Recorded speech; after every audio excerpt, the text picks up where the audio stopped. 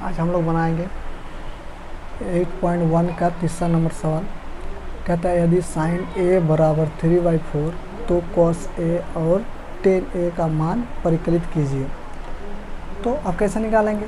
यहाँ तो sign a बराबर 3/4 दिया है, अब मान कैसे भरेंगे? कुछ नहीं, सबसे पहले एक समकोण त्रिभुज बना लीजिए।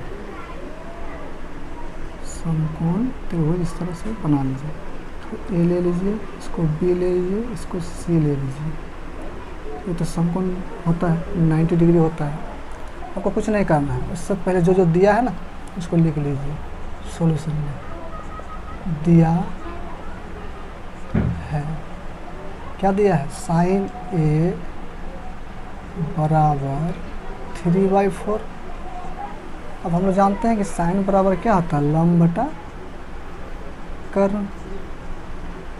अब आप सोचेंगे लंब तो मेरा 3 हो गया और कर्ण मेरा 4 हो गया। यदि आप सोच रहे हो तो गलत है। क्यों? देखिए, क्योंकि मेरा यहाँ थीटा का काम कौन कर रहा है? ए, यानी ए के सामने वाला भुजा क्या होना चाहिए? लंब। यानी ये मेरा ए है तो इसका सामने वाला भुजा क्या हो जाएगा? लंब। यानी ए वाला मेरा लंब हो गया, ये मेरा आधार और ये मेरा कर्ण। कर्ण तो कभी बदलता नहीं है। यानी लंब मेरा क्या हो गया? 3 और कर्ण मेरा क्या हो गया? 4। अब हमको निकालना क्या है? ये वाला आधार, इसके हिसाब से आधार निकालना है। इसका मतलब ये वाला भुजा निकालना है। तो हम लोग जानते हैं कि जब समकोण त्रिभुज का 2 भुजा का मान दिया रहता है तो तीसरा भुजा कैसे निकालते हैं? पाइथागोरस प्रमेय से। तो सबसे पहले जो जो दिया है ना लिख लीजिए। AC बराबर 4, BC बराबर 3। हमको निकालना क्या है? AB। कौन सा सूत्र लगाएंगे? पाइथागोरस प्रमेय से। सही है, लिखिए पाइथागोरस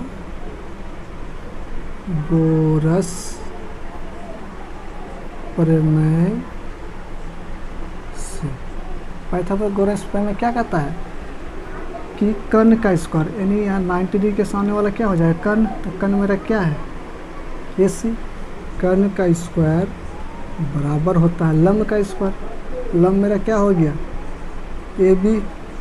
आप बोलिएगा सर अभी तो बोले अभी तो आधार है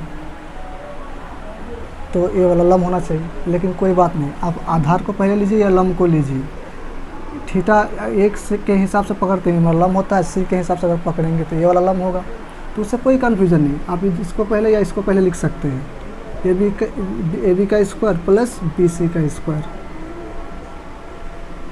चलिए AC क्या है?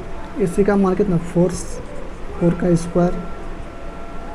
और AB कितना है? AB तो दिया ही नहीं है तो रहने दीजिए इसको। BC 3। ठीक है, तो यहाँ देख रहे हैं कि 4 का स्क्वायर कितना होगा? 16। AB का स्क्वायर 3 का स्क्वायर 9।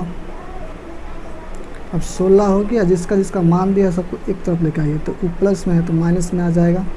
यहाँ बच गया क्या? AB का स्क्वायर।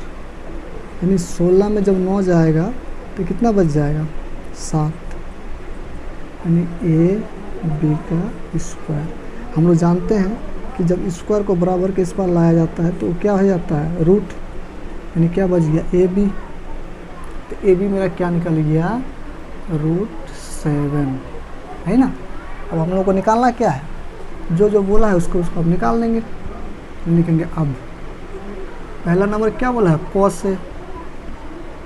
Cos A। कॉस बराबर क्या होता है? आधार बटे कर्ण। आधार बाय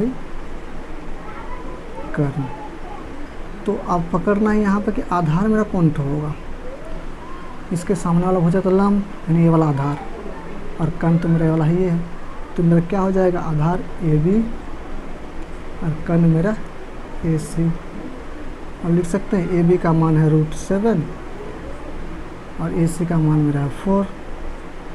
दूसरा नंबर इस प्रकार से आपका एक नंबर हो गया। अब दूसरा नंबर 10A। 10A बराबर होता है लंब बाय आधार।